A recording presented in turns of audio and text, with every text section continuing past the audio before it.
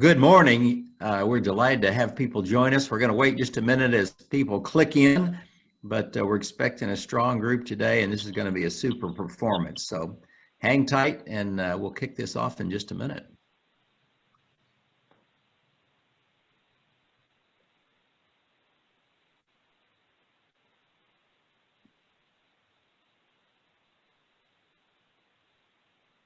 All right, let's get it rolling. Hi, I'm Lyle Hanna. I'm the head of the Hanna Resource Group, and we are delighted to have you join us for a survival guide to rejoining the workforce. We've got a lot of ground to cover today and some super guests with us. It's going to be, I think it'll be a fun session, and let me just kind of run through a couple of things with you. If you joined us for sessions 1, 2, and 3, we appreciate it. We've gotten a lot of good feedback on it. All of those are posted on our website at hannaresource.com. So you can get the recordings and the slides that went with it if you want it. Today's recording will be up in about 24 hours after we review it and take out all the misstatements I make. And no, we like to clean them up a little bit and make them ready for you to use. You know, we're doing this for free and for fun to try to help people out during this pandemic. And I think it's going to be a great day today. You know, what we try to do is break down finding a job into the logical steps. You know, and there's the applicant processes, and then you're a candidate. How does a candidate get a job offer? And then we're moving on today to interviewing in the new normal. What is it like to do an interview? And how do you make the most of that interview so that you end up getting the offer? And we've got some real experts with us today to talk about that. Let me tell you a little bit about this group. Many of you know Ray Davis. If you're in Lexington, Kentucky, he's been around quite a while. He used to run the Right Management office here for 10 years. That's the largest outplacement company in the world. And he's done work all over the United States, helping people figure out how to find jobs, get them, reemployed. So he's going to be a big part of today's session. We've also got John Coffey on here. And John Coffey is our Director of Talent Acquisition. He is, even during this crazy time, he is full time. I mean, yesterday he had interviews that started at 8 in the morning, and he was still talking at 9:30 at night, interviewing people and getting candidates ready for jobs. So a lot of expertise in that. So glad John's on here. And Andrea Tyra is an HR coordinator with us, working on her MBA. By the way, those other two guys already have theirs. A good example for her. She's working on hers at EKU, and just a super talent for us. And she's helping coordinate this call. She'll be watching the screen down below. Look at that chat box. Everybody's going to be muted during the call, but we want your input. We want your questions. And you can put it up there, and we'll try to answer them in real time, or, if it makes sense, we'll save them to the end. But she's going to be kind of cataloging those, and please give us some feedback and get some questions in there, because we want to see them. Let's flip to the next slide, because I want to introduce a special guest to you. Today's special guest is Perry Sholes. What a super guy. We feel really fortunate because Perry has worked with us in the past, and we have a neat partnership with him. But what a successful HR guy. He started his career with McDonald's years ago, and he's worked for Taco Bell, and he's worked for a slew of like Kraft Foods and a variety of other companies over the years, Raising Cane's. Has a lot of on the ground experience. Many of you know him because in Lexington, he was the head of human resources for Thomas and King. That was like the second largest or the largest Applebee's franchise in the United States. So he had responsibilities, across the nation for that, and just a super guy to have here in our community. Unfortunately for us, good for him, he actually hailed from New Orleans. He's gone back to New Orleans, and he's just jumped right in. In Kentucky, he was on our state SHRM board. He's gone right down there. He has a big role on that, and he's the chair of New Orleans SHRM.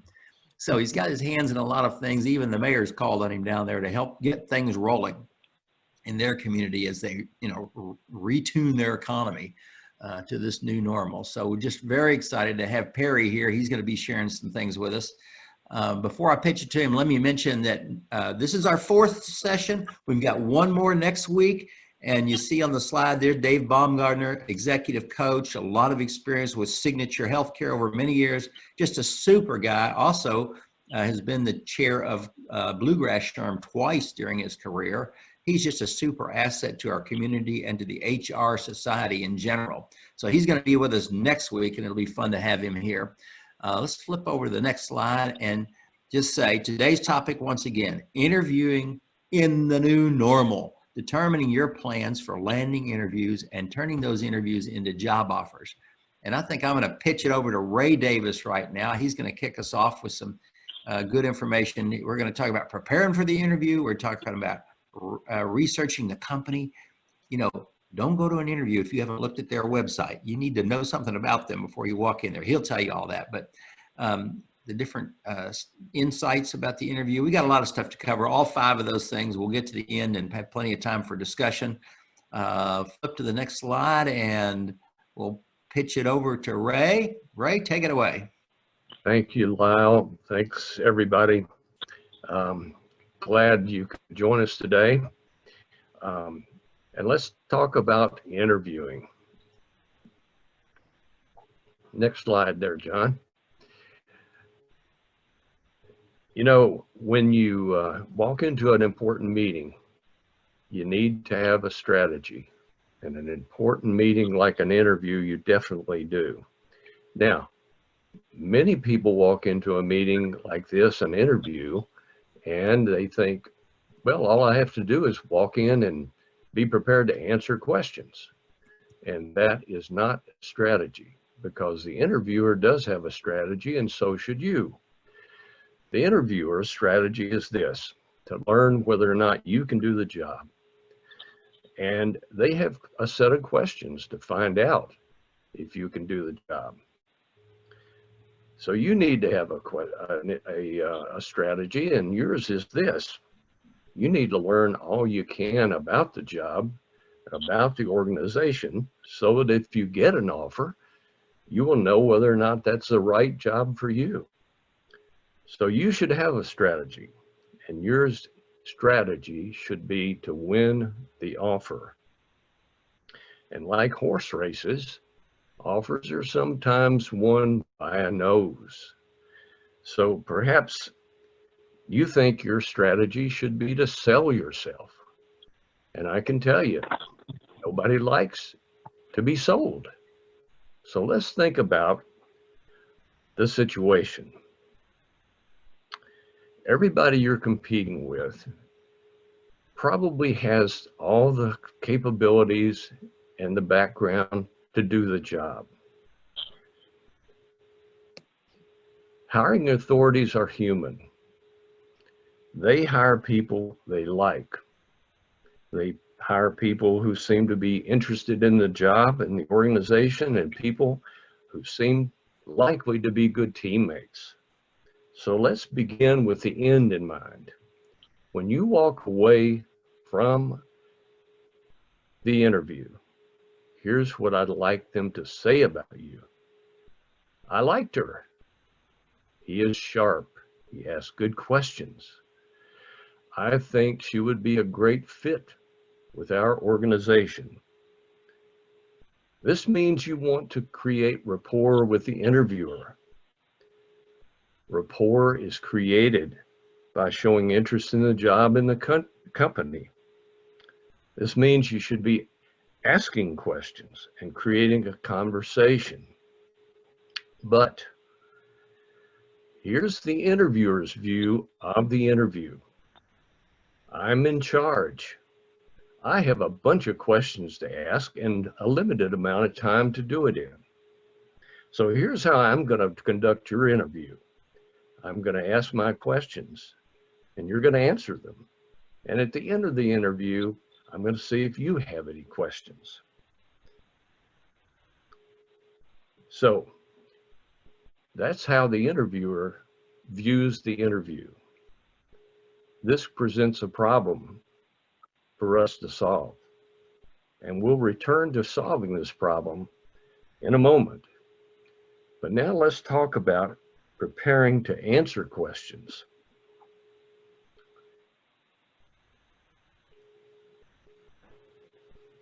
When you walk into an interview, you can almost certainly be hit with the very first question, a big, broad question like, tell me about yourself. And you should be prepared to answer this. And your answer should be short and to the point, and mostly about your business readiness to do this job. The things you've done fit into this job description.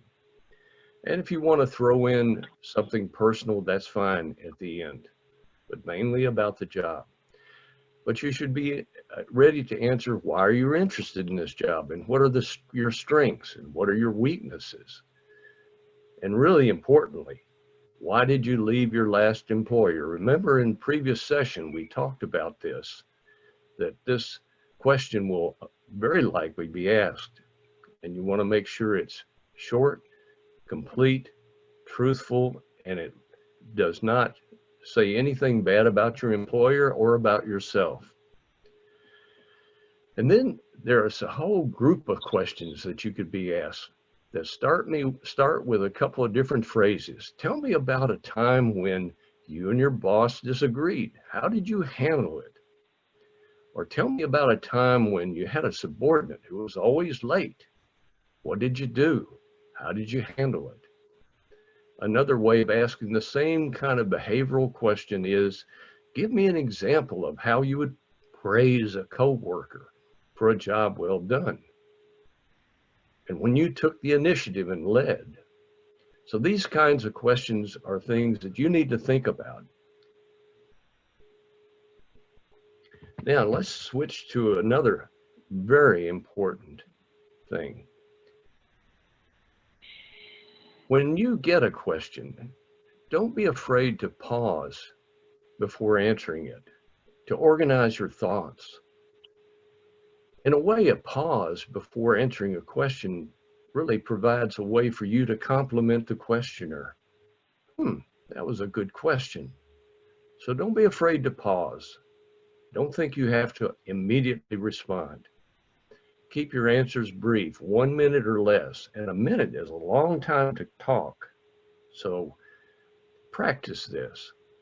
And when possible, use examples. You've heard that a picture is worth 1,000 words. Well, an example is a word picture, and it puts meat on the bones of your answer. It really helps me, and it might help you, to write and rehearse your answers to the likely questions you'll get. And when you rehearse, don't do it silently. Do it aloud. You'd be amazed at how differently it all comes out when you do that.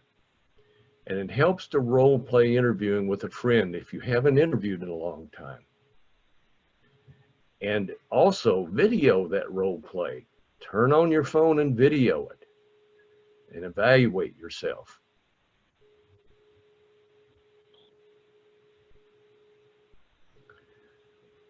Now, let's turn to the way in which we create rapport by asking questions.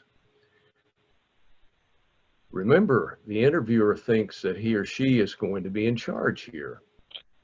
So let them ask 1 or 2 questions, answer them, and just before they ask the 3rd question, say something like, well, tell me something.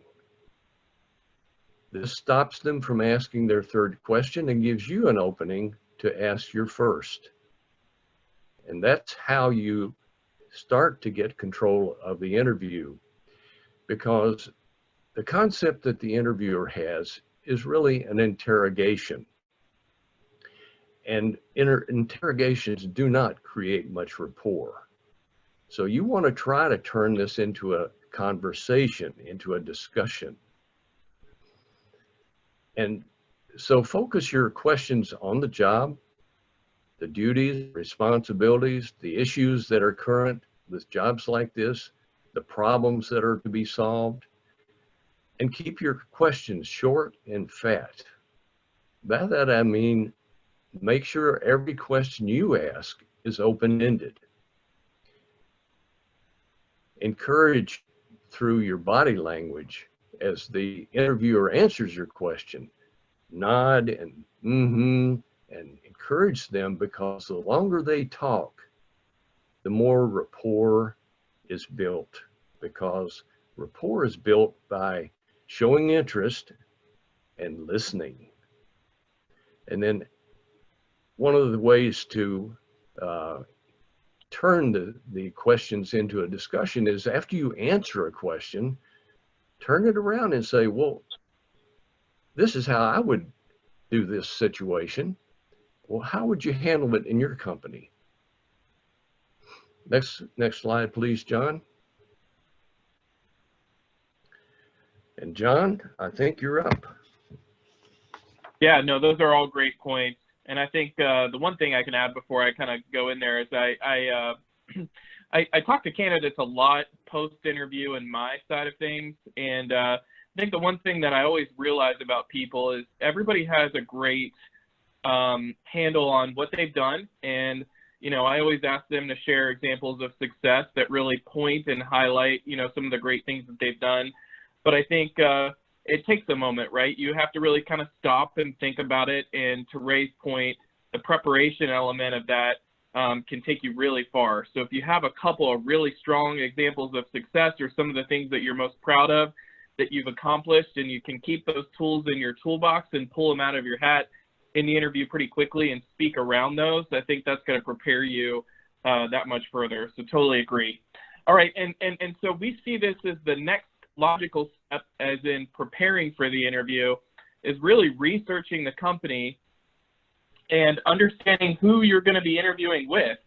But before you do that, you know, I think the homework starts with rereading the job description. You may be applying for a ton of jobs, and they may all have similar titles, and you got to keep your ducks in a row here, folks, because when you walk into this interview, they're going to expect that you've read that job description front and back and know every word on it. But I think there's also more to be garnered by rereading that. I think it's the thought around some of the key components and buzzwords that are repeated throughout that job description. You better believe they're going to ask you about that stuff. So that's going to give you a little bit of a tell, right? We talked about that in the last session. Also, the org chart, learning that in advance is going to be huge. You know, when you look at folks that are part of the interview process and you go out to their LinkedIn page, you may be able to actually learn a little bit about them or read into their personality style. Now, if you think about the old Myers-Briggs model or the social style model, you know, where you're walking into interviewers, it's good to understand personality types and how to read the room, right? So, you know, they could be a driver where they're just looking to get stuff done. They're going to look for tight, short answers and just how you're going to achieve results. You know, where an amiable might be like, well, you know, that's great. Let's look for compatibility and how you're going to be loyal. Where an expressive might be just say, you know, they're very positive, it's energetic, but it's kind of scattered, right? And so so they may be kind of all over the place when they're asking you questions, whereas you know, you take a look at in analytical, they're going to be kind of quiet, reserved. They're going to be really kind of thinking through, you know, what you're saying, and then have very kind of limited responses, but they're probably going to be very, very rich in content, right? So you don't get all of that necessarily from a LinkedIn profile, but you can kind of see, right? What was their college life like? What you know, what schools did they go to? What jobs did they have? Might give you a little bit insight into the person. So also, as Lyle mentioned earlier in the call, you know, it's easy to say, but not a lot of candidates do it. Research the company website. Learn about, you know, what the company's been doing recently. Are they in good financial shape? Are they in good health? Have they merged or acquired?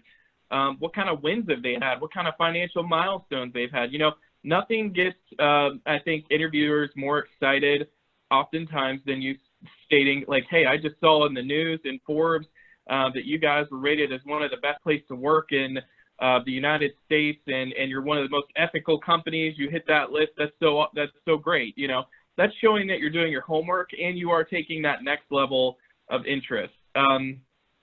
So that said, there might be some things that as you kind of go through, you know, on the LinkedIn research, you could find out that you know, folks potentially, you know, have some things in common. So there are things that you know, you may like, but there could be some things about the company or the background of the folks that you're interviewing with that might cause for concern. Now, I will preface, you don't necessarily want to bring all of this stuff up during the interview, but it's good homework for you, right?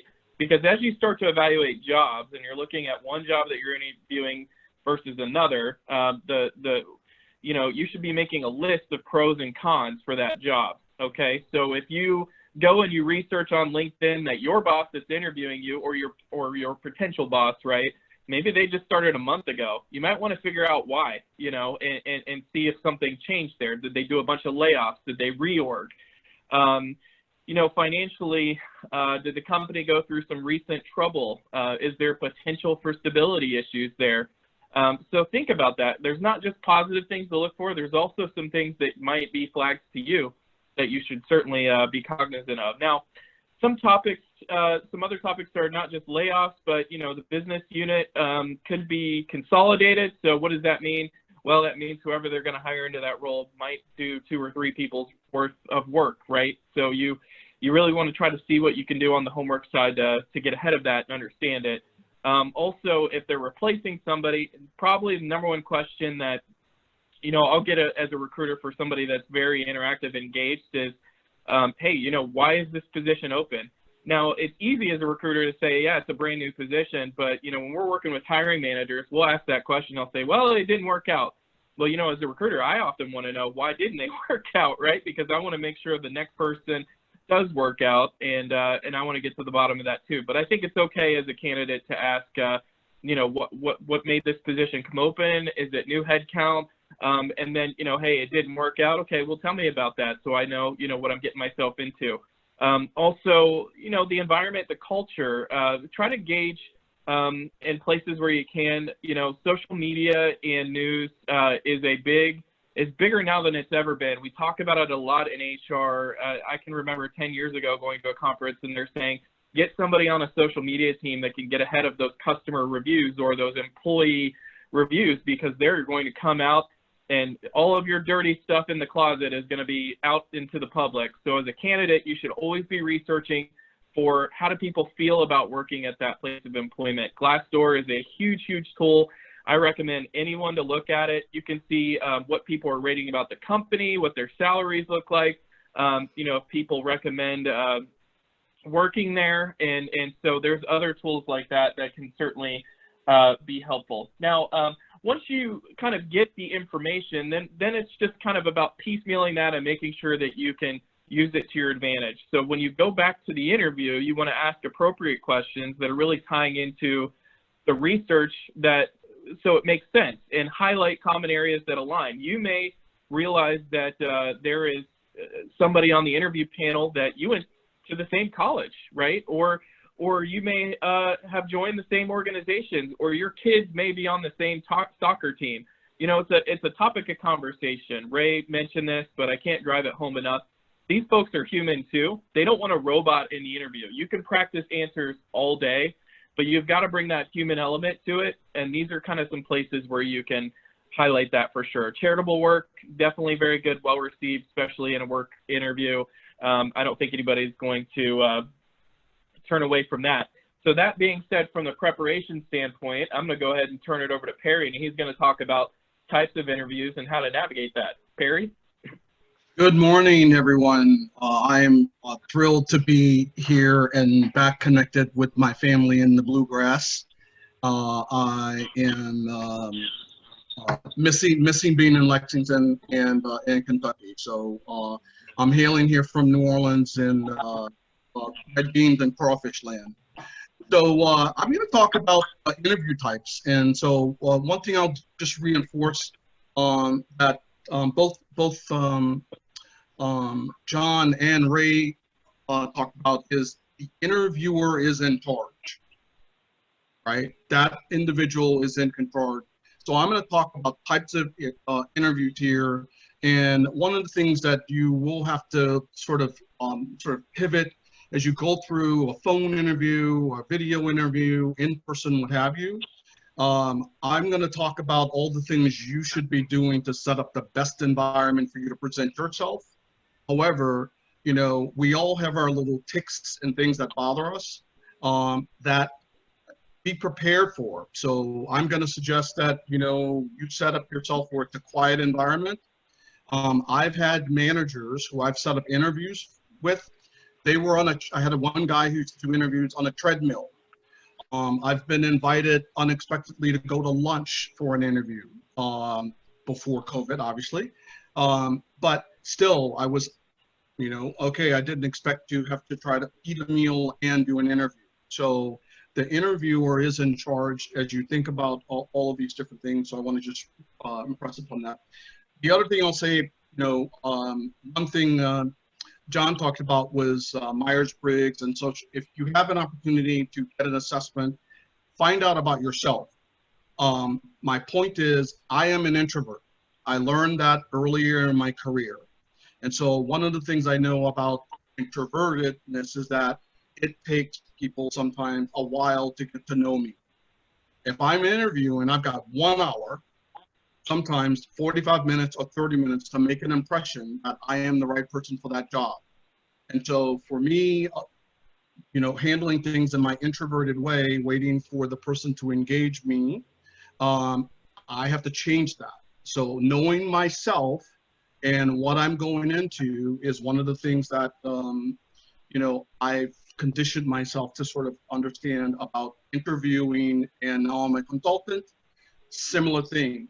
My role is to engage, build a rapport, as Ray said, and knowing yourself and how you engage with other people really will establish your methodology and your presence about that situation to build that rapport and put yourself in the best light depending on the way you're wired, right? John also talked about the interviewer style. You maybe won't know that. However, be aware of those kinds of things. So we're gonna dive into it. My sort of biggest opportunity job interview, the morning of that interview, I listened to Eminem's Lose Yourself.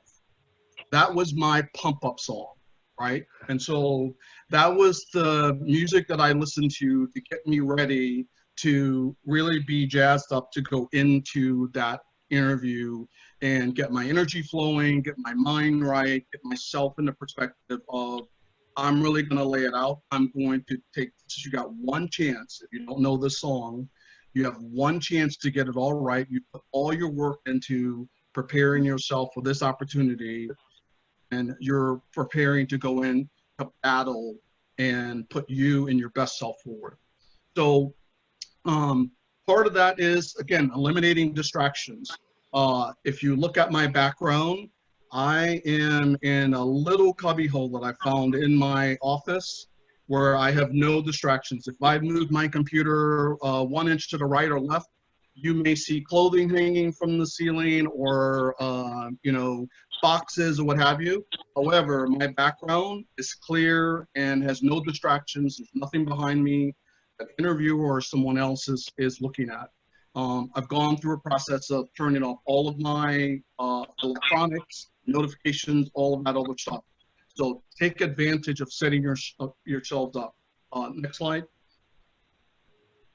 So phone interview. So in the phone interview, again, same type thing here is that you want to present some energy. Next slide. You want to present energy across the phone. Again, for me, knowing that I'm an introvert, I am making sure that I'm getting my energy ready. I'm getting my my voice inflection, not having sort of a monotone voice where someone's understanding where I'm learn how to present my energy in that particular setting. Same thing, background noise. I've had news where someone was moving around and I could hear them, moving around and background noise as an interviewer. That was very annoying to me, right, as an interviewer. I've done a phone interview where the person was washing dishes. That candidate didn't make it to the next process.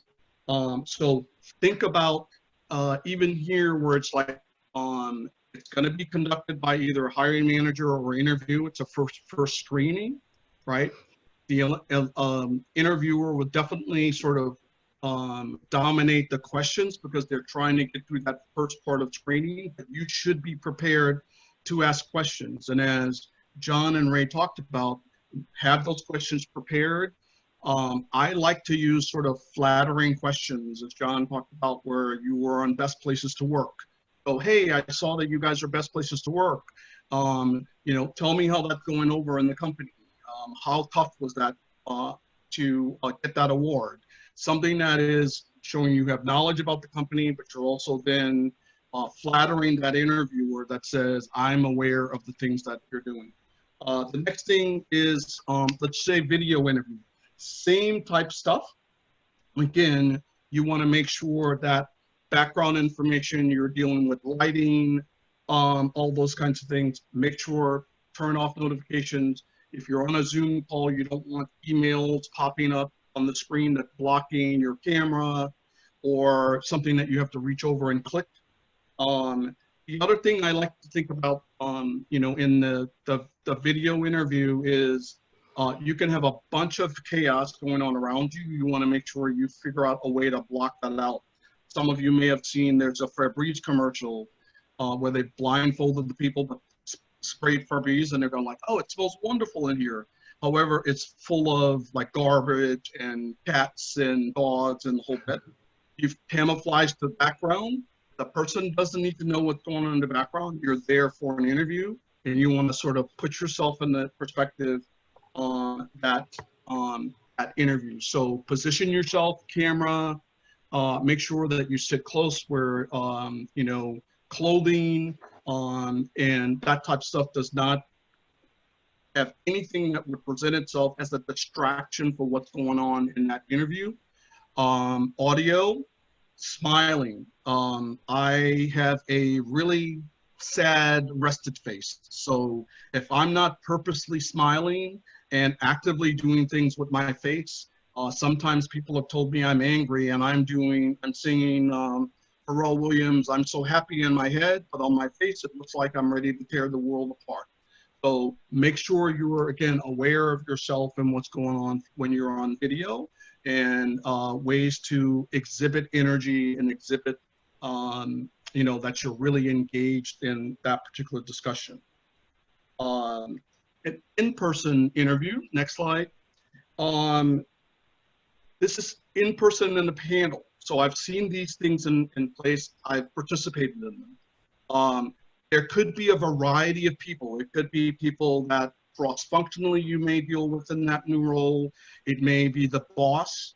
You may see some political stuff going on. I had, a buddy of mine go to an interview that was a panel, and one of the people gave a 2-minute oration of some sort of political stance they had about this job in front of the whole panel.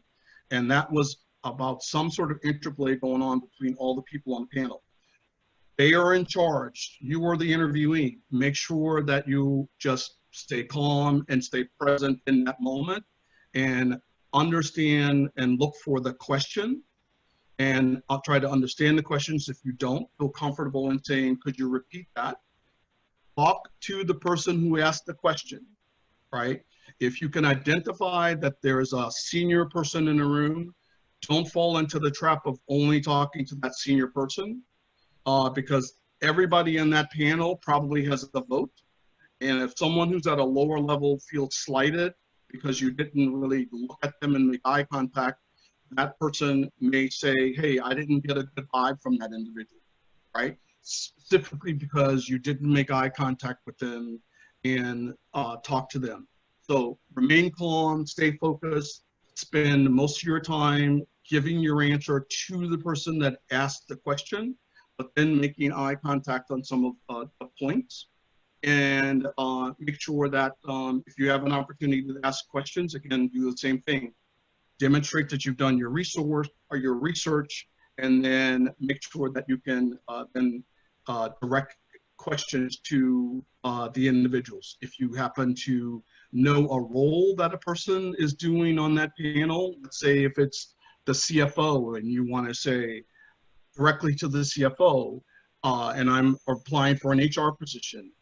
So I understand that, something about the HR budget or return on investment for HR projects, I may want to ask that CFO, if I know who that person is, directly that question. that shows that I've demonstrated some research to know who that person is, and then I'm talking to them. So panels are great. It could be unsettling being one person against 4 or 5, but it is a way of making an impact where all those people that are on that panel walk away with a good vibe from it. Next slide. The one-on-one interview. And so one of the things I'll say in the one-on-one interviews, I've done a lot of college recruiting interviews or setup interviews for a person throughout the day. And, you know, I am also a afternoon, evening, late night kind of person. And so that's when my energy kicks in. I'm not really highly energized in the morning. It takes a lot of coffee to get me going. So I know that about myself. So I've had candidates where, you know, in the morning, first thing, they were on fire, had great interviews, and then their interviews later in the afternoon, they lost energy and didn't really present themselves well. One of my point there is be consistent, right? Figure out a way to sort of make sure you can bring your energy and present yourself in clarity and focus in every one of your interviews. Each person who's interviewing you has a stake in the decision. So make sure you're working on that.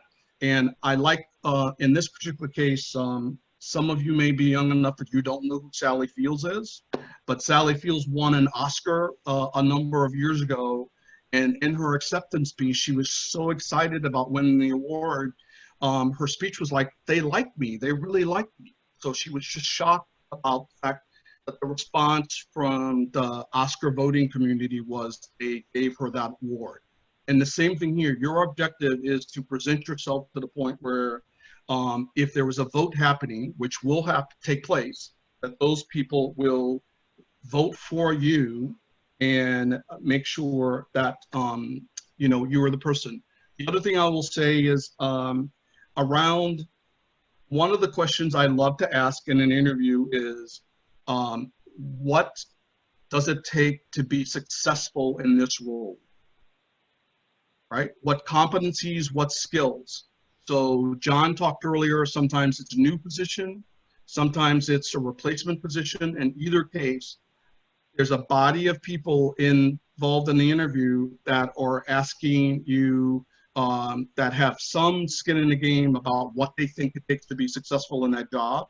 So ask each one of them, because each one of them is going to give you a different perspective. CFO is going to give you an answer that's different from the marketing person, from the salesperson, or what have you. So all of those are important because all those people are the ones that are embedded and around that job. So one-on-one interviews, be consistent, create that rapport, focused, figure out how to, as you're going from interview to interview, to reset yourself and get prepared for that next interview. So that's my overview of the different types of interviews. So I'm going to turn it over to Ray. Thanks, Perry. Great stuff. Great stuff. Let's talk about some interviewing tips that kind of generally apply once you've completed the interview. John? First of all, really important, at the end of the interview, let's ask about the selection process and its timing, because one of the things I want you to do is to follow up on that interview. And there may be weeks now after the interview in which the company is cogitating. We don't know what they're doing. It's a black box for us as interviewees. But the thing to do is to continue to follow up at appropriate times, and the appropriate times are learned by asking about the selection process. Where are you in it? And what do you expect the timing to be to make your decisions? So you'll know the appropriate time to follow up. And there are some things you don't want to ask questions about. And some of those are the salary, the benefits, the vacation, the time off, and that sort of thing. You want to focus on your readiness to do the job. And so focus your questions about things related to the job, the success on the job, what other people have done successfully in the job, so that they understand you're looking to be successful. Let's talk a little bit about the dress. And whether you're on a Zoom interview or you're in person, you should ask how those people that will be on the interview panel or the interview, how they'll be dressed, because you want to be dressed equal to or a little bit above them. Let's say that they say they're dressed in shirt and tie and suits. Well, I wouldn't recommend going black tie into that interview. That's a little bit above, far above what they told you. So think about just being at the same or slightly above.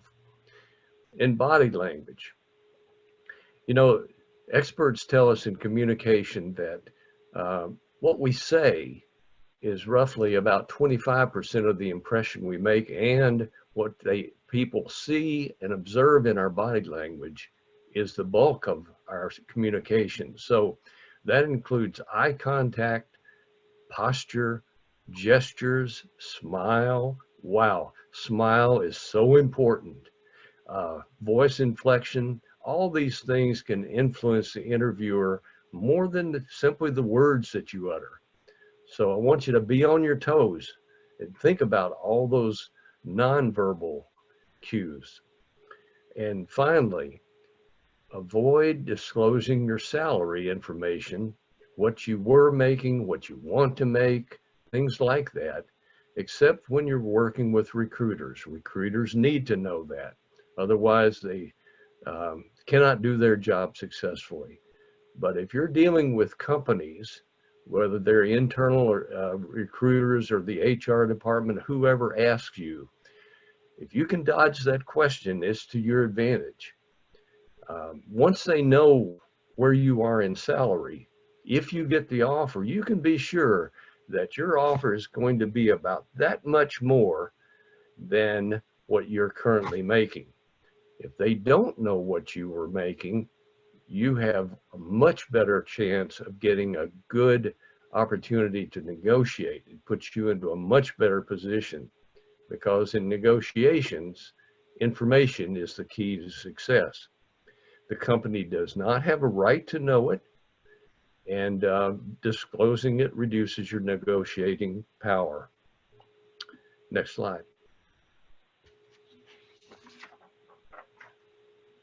When you've completed your interview, I want you to sit down as soon as possible and make notes. What did you do well? What did you stumble on? What could you do to improve? What are the next steps in the process? What did you learn about that? And post any follow-up items you need to remember. And finally, and many people fail to do this, but it's important, write thank you notes. Email to everybody you talked to. If it was a receptionist, whether or not he or she was in the interview, anybody you made contact with, get their information so that you can email them a thank you, a note. And every one of those should be personalized. Remember something that you discussed with that person and drop it into that email. And finally, write a handwritten thank you note to your prospective boss.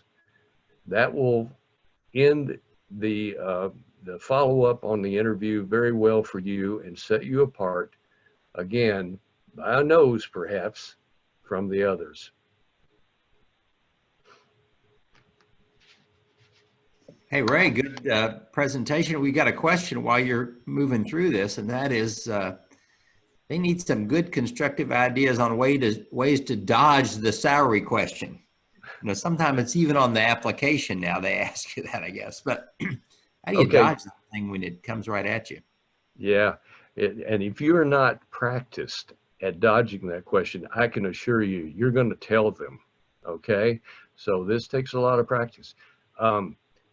One way to do it is to simply say, well, you know, salary is important to me, but what's more important is whether or not this is the right job for me and for you, whether I'm the right person for this job. So I prefer to keep the interview focused on that. But since you asked me that question, what is the range on this job? So what we've done there is we've acknowledged the importance of their question, but we have ducked it. And in addition, we have asked a question at the end, which then they're obligated to answer. And the range on the job is not something that they would have any problems telling you. And by asking a question at the end, more than likely, they will not come back with a second try. So there's an example of how to handle that. And was there something else, Lyle? No, that's it. I think that's a good example. That's what they wanted to know. They did say sometimes it's on the application. When it's on the application, yes. What do you do here? Okay. On the application, the best thing to do is just put 999999999. The computer only sees numbers, so they'll move you right next to the next question, and you can complete the application. Somebody's making some good money if you got that many nines in your salary. Right. I got a private question that's along those same lines. As far as like, whenever you do put that on an application, when it asks for a salary, how do you make that not off-putting? Because, for example, if you did put the 9999, then that may be off-putting to some companies or recruiters. Yeah, well, I can take that one, Ray. I would go ahead, John. Well, I was just going to say, you know, I have to navigate this every day. And, you know, now there are laws in different states that basically say that some HR and recruiting professionals can't ask you exactly what you're making right now anyway.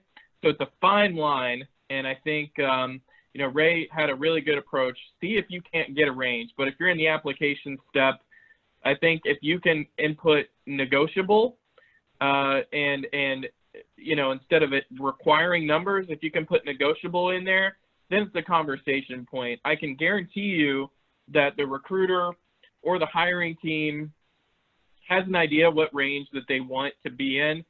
And so I challenge you, though, when you're thinking about this, and I challenge candidates when I talk to them about it, is what do you need to be whole, right? That's where it starts.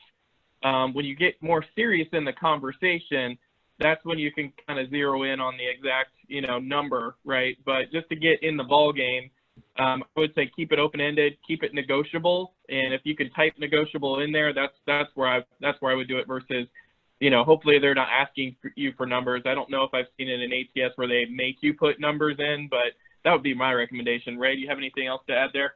No, that's a good point, John. I agree with those things. Cool. Okay. All right, sorry to interrupt. Back to the slides. Okay, practice makes perfect. Again, I've emphasized this before, but practice aloud, answering questions that are often asked. Write good, short answers. Use your accomplishments as a base, because those are the examples you can use to demonstrate your strengths, your skills, and your success. Practice asking questions around the 7 areas that I suggested earlier. And finally, practice interviewing. If you haven't interviewed in a while, find a friend or an HR professional and get some feedback on how you do. And while you're at it, set up your camera, your video on your phone, and watch yourself and think about putting yourself into the hiring position and what kind of impression am I making? I think those are really, really important things to do as you prepare to interview. John? All right. Well, I think one of the other pieces of this is just talking through what happens after the interview, right? So as you go through these stages, you know, how do you set up expectations? I think it can be jarring to walk out of the interview feeling great, and then you don't hear anything for 3 or 4 weeks. So it's important to sort of get ahead of that if you can. I think you are looking for post-interview feedback, right? So maybe that is coordinating with the recruiter and saying, you know, what do the steps look like? You know, how many interviews or how soon are they looking to make a hire? and you know, what are the other interview steps in front of me if I make it to the next stage look like? And the idea there is not to press too hard, but it really is to help give you a better understanding. The time frame, I think, is important, because if they are trying to hire somebody in August, you know, it's the end of July, then certainly you know that they're going to be making decisions pretty quick, and they should be getting back to you in an equivalent, you know, appropriate time frame. However, if they're you know, looking for somebody that's maybe going to be replaced that's retiring, and that person isn't retiring until September, well, you can believe that they're going to probably draw it out a little bit. Maybe they'll have a little bit of a transition overlap, but that could mean 2 or 3 weeks before they get back to you, right? So, and don't be afraid to, you know, ask, you know, are we in the early stages of the process, or do you feel like this is going to be a quick process? You can ask a little bit around that, and I think that's perfectly acceptable. And then from a follow-up perspective, once you get a handle on the process, then you kind of have an idea of what an appropriate time is. So if you think, hey, we're going to have a decision on next steps hopefully by Thursday next week, in recruiting, I always try to train my recruiters to follow up and say, you know, our hope is to get you feedback within 48 hours, or, you know, in 2 weeks when the manager gets back from vacation, or whatever it is, to give you sort of an understanding of that. That's when you should follow up. And I think at that point, you know, it's just a polite check-in, you know, hey, you know, recruiter, it's me again, and just checking in to see if anything's been determined yet. Very interested in this role still, and would love to hear more about next steps. And so think about that. Also, when you're going through the interview process, you know, there might be questions that come up either on your end or their end that are follow-up questions. So, you know, one is potentially they will have some things that'll come up, and you'll be like, gosh, I have a question about that. Don't be afraid to reach out to your recruiter and ask those things. Also, you know, as long as they're in the appropriate frame, like Ray said, you know, try to keep it more about the job and less about salary and benefits and vacation. I think it's okay to say, you know, hey, I had a question, you know, I understood that this role had direct reports. I forgot to ask how many. Can you tell me how many direct reports this role had? Something like that would make sense.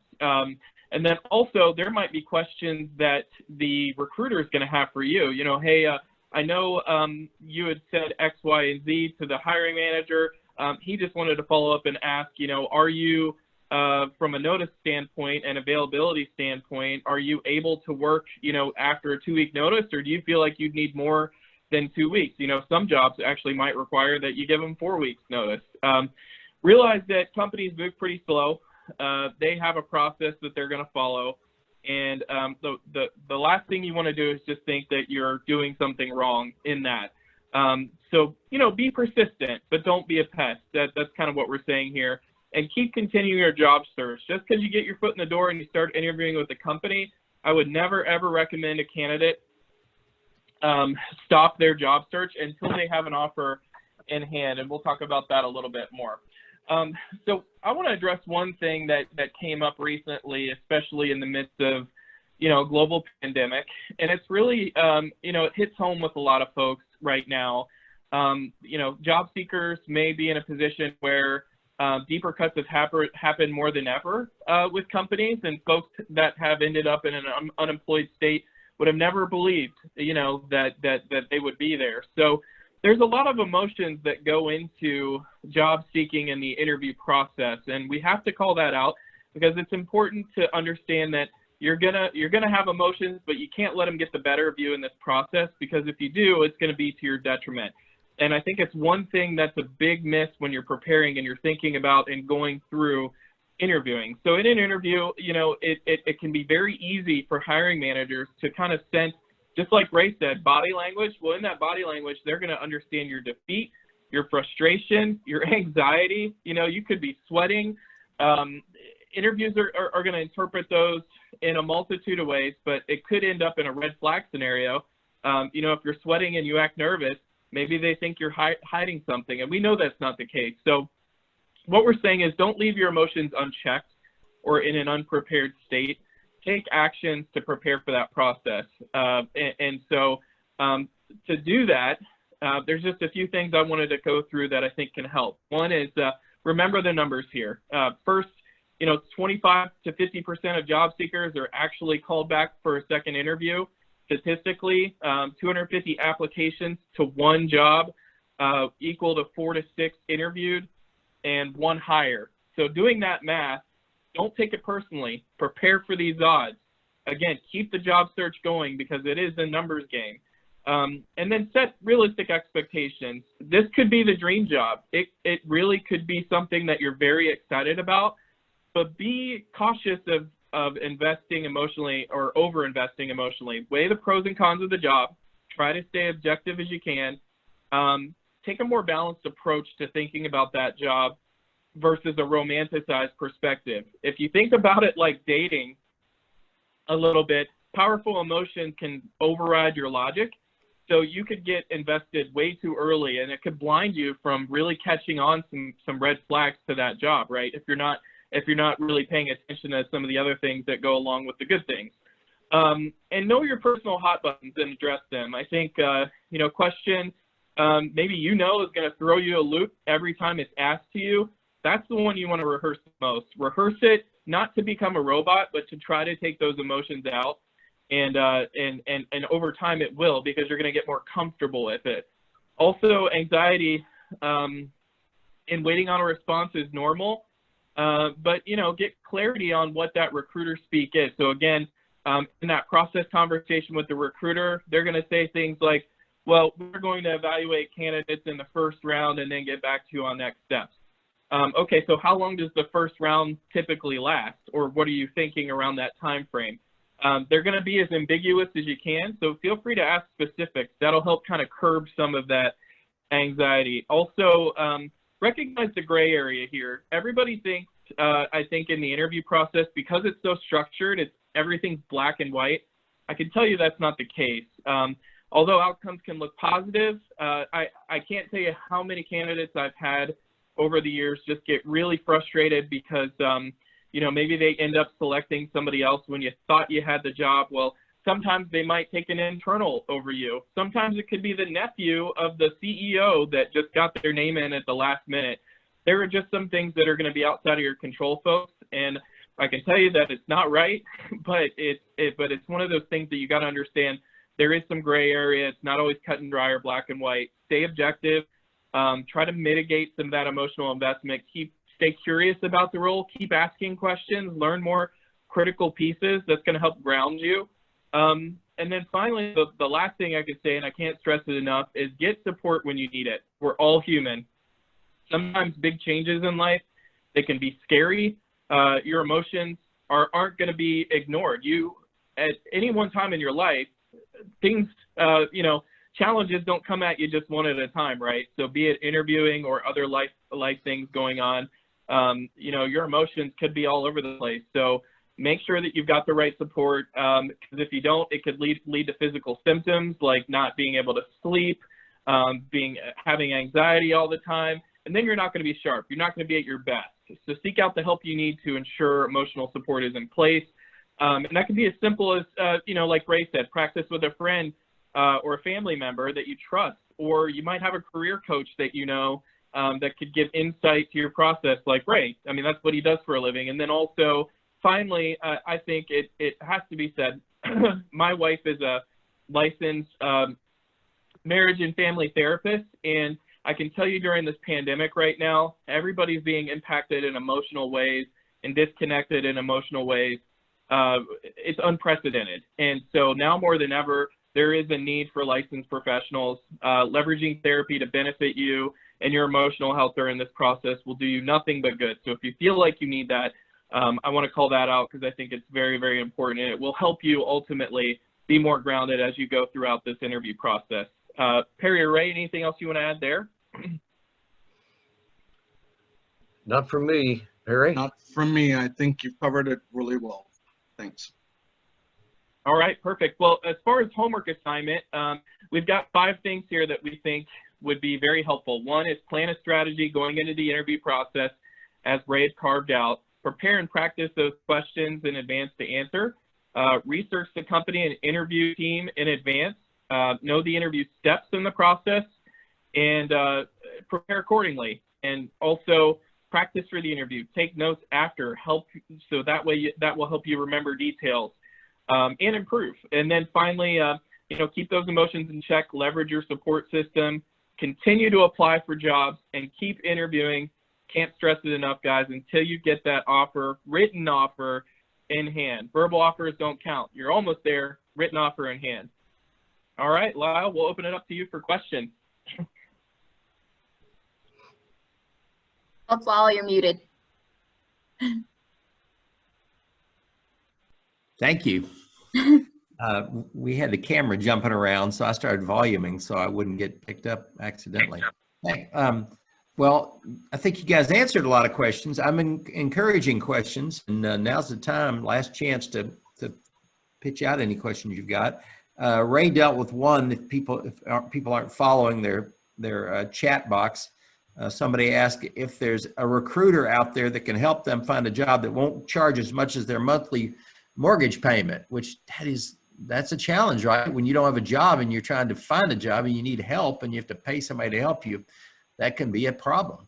So that's one of the reasons we did this training, because we do help people find jobs, but we help them learn how to find their own jobs. I think Ray would put it that way. If you look at his note there, nobody can get the job for you. You've got to find it yourself, but there are a lot of techniques you can bring to the game to try to improve it. So that's why we're doing this, really, is just to try to give people an inexpensive way to get some good ideas. So we hope you will recommend this to friends and loved ones that might be in the job market. There are a lot of people out there, because just a few weeks ago, we had 25% unemployment in central Kentucky. So we know a lot of people are looking for jobs. Ray, did you want to add anything to your comments? Or Debbie, do you want to add to your question? No, I have nothing further unless there are other questions. I had a question come in.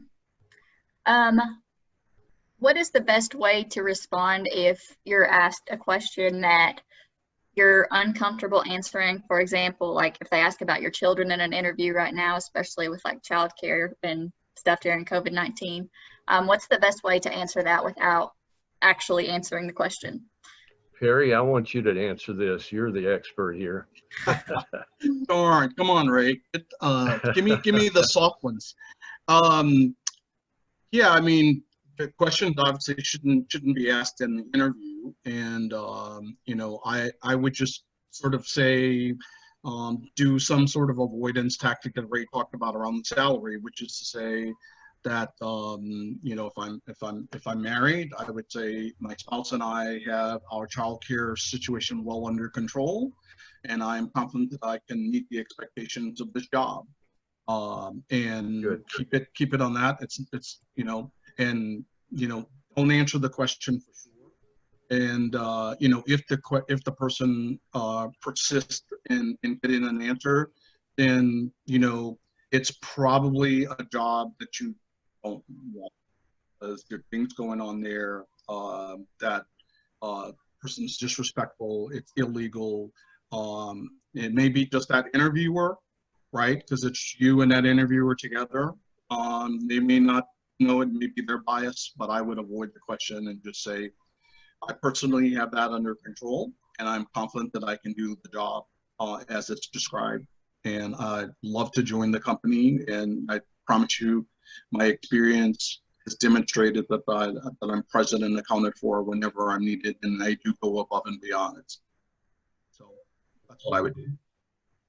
Good answer.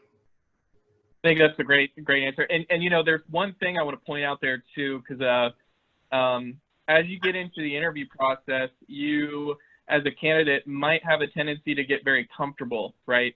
And I want to caution you on that, because there could be some tells that you give off that you're not aware of. So don't overshare information, I would say.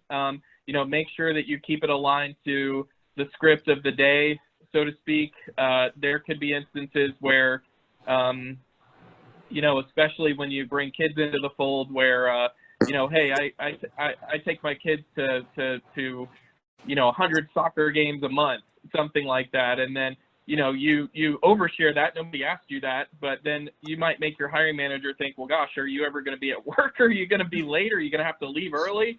Yep. And there's these things that start running through their mind that are off script. So just be careful about how comfortable you get, how much stuff you start to share. You think you start to know these folks, but until you really do, kind of keep it in line to what the day's focus is. Great point, John. I would say, yeah, interviewers have biases and they have perspectives, that come into play, and stick around what's important to you being successful in that job and sharing how you match up. Right, and just for fun, I asked Andrea to unmute everyone, and so if anybody wants to speak up right now, you can actually unmute your line and speak. And I wish somebody'd do it just so that we could try it out, because usually we don't do this, but I'm thinking it's kind of a good idea. I'm on a Rotary call every Thursday, and at the end of the call, they unmute everybody so people can speak with each other. And they even let you turn on your video and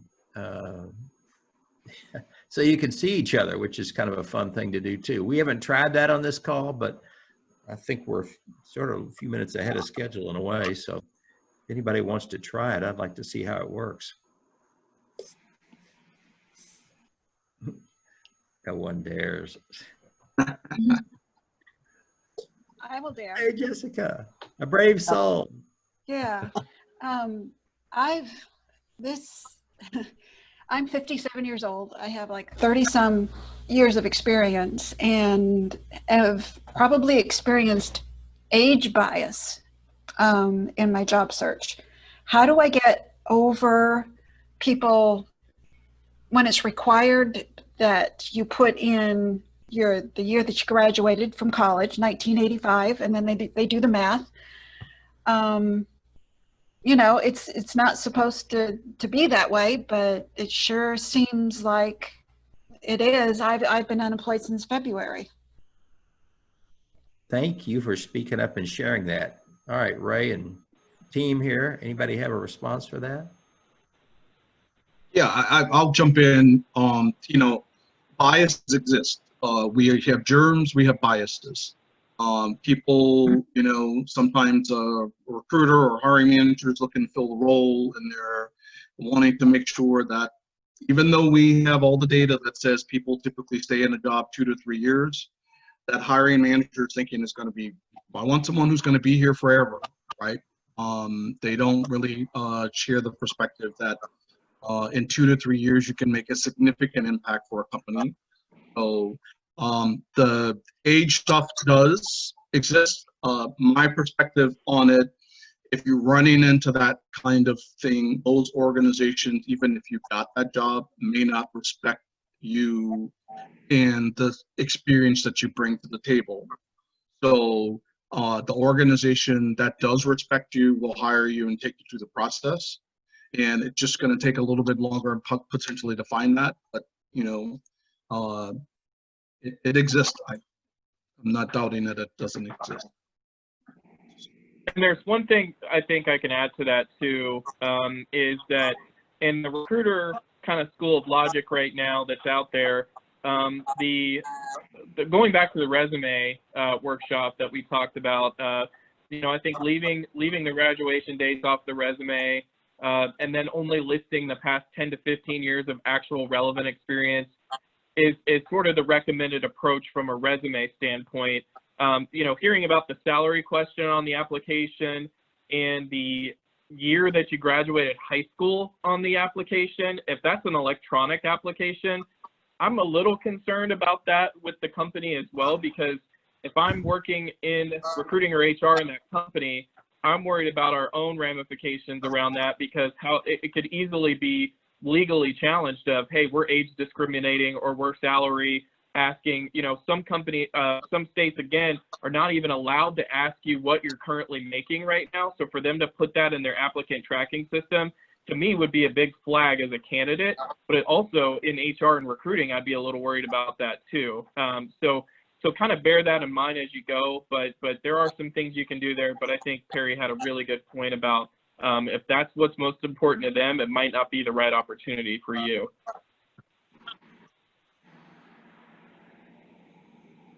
The only other point I'll add to it is, as a recruiter and as a HR person, we do have ranges, and you're trying to get people in the range, and you're also trying to make sure that you don't go through an entire process with the person and you can't fit the salary in, right? I typically have a rule of thumb of not offering someone less than they made before. Now, people's circumstances change, and sometimes I know that someone will accept that. That's one of my biases, is that we all have a mental sort of thing about our salary, that number. I make 35,000, I make 60,000. When you accomplish those levels mentally, you connect into that number. And so when I take someone from 60 down to 50, no matter how much they love that job, they still think of it as I took a step back financially. So my rule of thumb is to try to keep people at level. So the salary thing, although it is something you have to work through, it is a balanced piece, right? Again, work through the process. If you really can't accept, I had a job offer that required me to move from Atlanta to New Jersey. Significantly more expensive to live in New Jersey. They made me an offer, and I said to them, I can't afford to live in New Jersey on that money. Renegotiated and was successful in that negotiation because, I laid out the fact that, it's more expensive in that area and a number of different things, and was ready to turn down the offer had they not moved. So, those are all kinds of nuances in this area. Just be prepared for it and be honest and upfront about it. Yeah, that's a great point, because I think in salary too, as a recruiter, we tend to get nervous because when we're going through the process, the number one thing that hiring managers don't want to have happen is that everybody's time's wasted. So the range conversation has to happen. But again, I wouldn't get down to, dollars and cents. I would give kind of a range if you're forced to, of this is what I need to be whole, and so I think just think about what you need also from a financial standpoint. I had a candidate recently that I interviewed for a role that took a big pay cut to go in their current role, and they're doing a phenomenal job. But it doesn't seem like it was the right fit for them. They took a step back and took an opportunity out of basically necessity because they were laid off from their previous position. And, 2.5 years later, they feel disgruntled almost because they, were no longer making what they were making at their last position. And they also aren't being utilized in that way. So now they're trying to get back to where they were before. And it's a tougher conversation for them and very frustrating for them. And I think you see that sometimes. So that's also just some more color there. Lyle, what else do we have question-wise? I haven't seen, let's see. Andrea, are you following that? That's all that we have on my end. No. Thank you all for your feedback on there, Sarah and others. I think we're good. Thank you all very much for joining us. We hope you'll be back next week with same time, same station on Wednesday. If you got any friends that you'd like to have join us, please encourage them to sign up. Not a problem. We'd be delighted to have them. That's it for today. Thank you, everybody. Everybody stay safe and well. Yep. Thanks.